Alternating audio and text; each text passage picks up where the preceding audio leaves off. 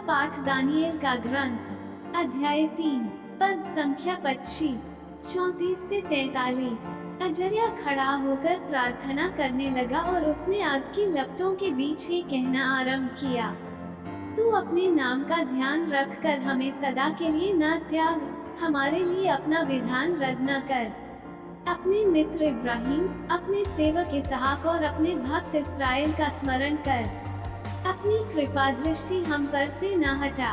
तूने उनसे यह प्रतिज्ञा की थी कि आकाश के तारों की तरह और समुद्र तट के रेतकणों की तरह तुम्हारे वंशजों को असंख्या बना दूंगा।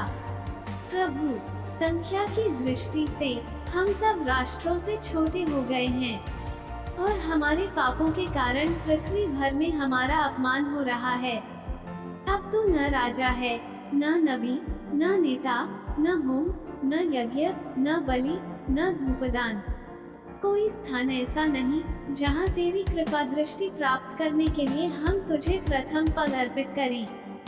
हमारा पश्चातापी हृदय और हमारा विनम्र मन मेढ़ों, सांडों और हजारों पुष्ट भेड़ों की बलि जैसे तुझे ग्राह्य हो। आज तेरे लिए यही हमारा बलिदान हो। ऐसा कर कि हम पूर्ण रूप से तेरे मार्ग पर चलें, क्योंकि तुझ पर भरोसा रखने वाले कभी निराश नहीं होते। अब हम ये दृढ़ संकल्प करते हैं कि हम तेरे मार्ग पर चलेंगे, तुझ पर श्रद्धा रखेंगे और तेरे दर्शनों की कामना करते रहेंगे।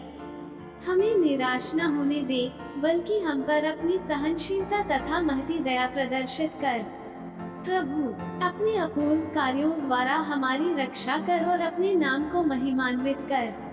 सुसमाचार संत मत्ती अध्याय 18 पद संख्या 21 से 35। तब पेत्रुस ने पास आकर ईसा से कहा, प्रभु, यदि मेरा भाई मेरे विरुद्ध अपराध करता जाए तो मैं कितनी बार उसे क्षमा करूं? 7 बार तक। ईसा ने उत्तर दिया, मैं तुमसे नहीं कहता 7 बार तक, बल्कि 70 गुना 7 बार तक। यही कारण है कि स्वर्ग का राज्य उस राजा के सदृश है जो अपने सेवकों से लेखा लेना चाहता था। जब वह लेखा लेने लगा तो उसका लाखों रुपए का एक कर्जदार उसके सामने पेश किया गया।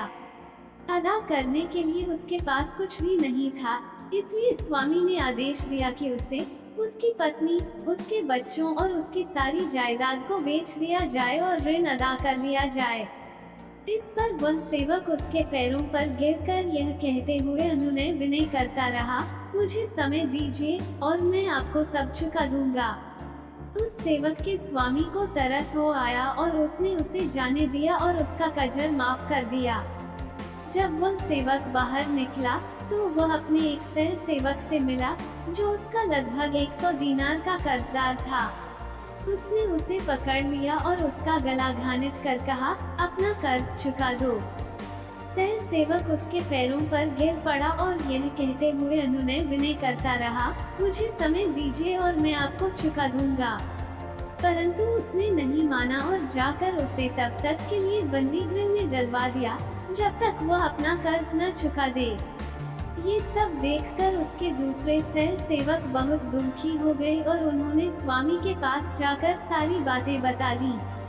तब स्वामी ने उस सेवक को बुलाकर कहा, धृष्ट सेवक, तुम्हारी अनुनय विनय पर मैंने तुम्हारा वह सारा कर्ज माफ कर दिया था। तो जिस प्रकार मैंने तुम पर दया की थी, क्या उसी प्रकार तुम्हें भी अपने सह सेवक पर दया नहीं करनी चाहिए थी? और स्वामी ने क्रुद्ध होकर उसे तब तक के लिए जल्लादों के हवाले कर दिया जब तक वह कौड़ी कौड़ी न चुका दे। यदि तुम में हर एक अपने भाई को पूरे हृदय से क्षमा नहीं करेगा तो मेरा स्वर्गिक पिता भी तुम्हारे साथ ऐसा ही करेगा। मनन चिंतन। प्रभु पर भरोसा रखने एवं उसके मार्ग पर चलने वाले कभी निराश नहीं होते, क्योंकि उनका सारा जीवन प्रभु पर अर्पित है और वे प्रभु पर से अपना भरोसा नहीं उठने देते हैं। चाहे कितनी भी बड़ी विपत्ति उनके सामने क्यों न आ जाए, वे अपने विश्वास में और अधिक दृढ़ एवं मजबूत हो जाते हैं। अजर्या भी अग्नि के बीच खड़ा होकर प्रभु से प्रार्थना करता है। उसे पूर्ण भरोसा है कि इस्राएल का प्रभु ईश्वर उसे बचाएगा। उसने उन्हें निराश नहीं होने दिया, बल्कि अपनी सहनशीलता तथा महती दया प्रदर्शित किया। सुसमाचार में भी हमें प्रभु यीशु की दया एवं क्षमा का उदाहरण मिलता है।